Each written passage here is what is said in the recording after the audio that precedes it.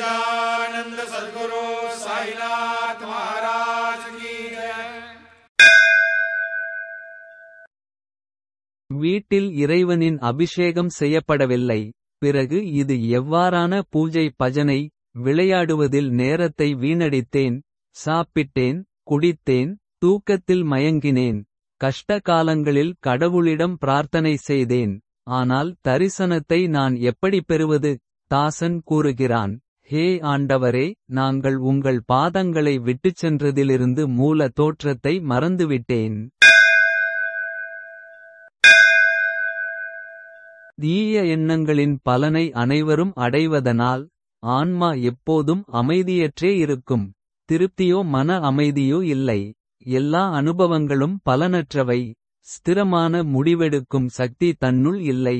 மக்களிடம் பேசும் பேச்சுக்கள் வீணானவை.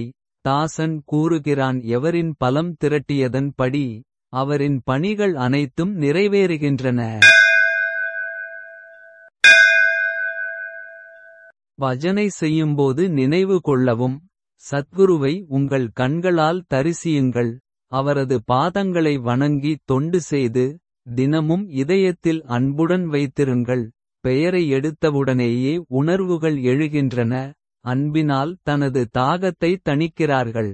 தாசன் உலக விஷயங்களை நினைவில் கொள்வதில்லை. மனம் தெய்வீக ரூபத்தில் லயித்துள்ளது. உங்கள் பாதங்களில் எனக்கு நம்பிக்கை இருக்கிறது. இப்போது கேளுங்கள் எனது கருணையான அழைத்தலை. நான் ஒரு உலக சம்பந்தமான சுயநல பிரார்த்தனை. சாய் சத்குருராஜ் உங்களுடன் இருக்கிறார். முதுமை தலையில் ஒரு மாலையை போட்டுவிட்டது. திடீரென்று உங்கள் வாசலுக்கு வர வேண்டியிருக்கும். தாசன் கூறுகிறான், பிரபு, உங்களிடம் நம்பிக்கை வைத்திருக்கிறேன். அதனால்தான் இந்த வார்த்தைகள் வெளிப்பட்டன. எனக்கு எவ்வளவு இனிமையான சச்சங்கம் இருந்தது. எல்லா ஐயங்களும் ஓடிவிட்டன. இப்போது உள்ளேயோ வெளியேயோ பரவியது இல்லை. சுகமான உரிமையை அடைந்துவிட்டேன். மனதை மாற்றிக்கொள்ள ஒரு தடையை ஏற்படுத்திக் கொண்டேன். இதனால் சொந்த நலனுக்காக எனக்கு உதவியது குருவின் பாதங்களால் நான் பயனடைந்துள்ளேன். அதனால்தான் உங்கள் புகழை பாடுகிறேன்.